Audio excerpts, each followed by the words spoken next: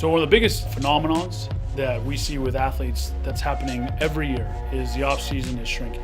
We've been in the playoffs the last 3 years. The off season, is short, which is good if you're a baseball player. That means you're in the postseason. 2 of the last 3 years have been World Series trips.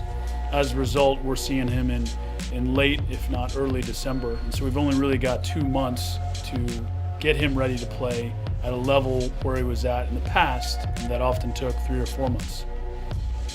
The main thing that it does for me is it obviously gives me gains during the off season, but then it provides me with that base during the season and that injury prevention, which I think is a huge deal for the long season that we have in baseball. If you're on the disabled list, you can't play, you can't help the team. And so for me to stay healthy and be able to be out there every day in whatever capacity it might be, whether it's starting or come off the bench. Being a utility player, he has to be able to do everything. When he first came to see us, he had a larger explode, the middle value, which is indicative of a basketball player. Somebody who's very quick, uses their trunk, braces really well. The problem is we've also found the opposite amongst successful hitters.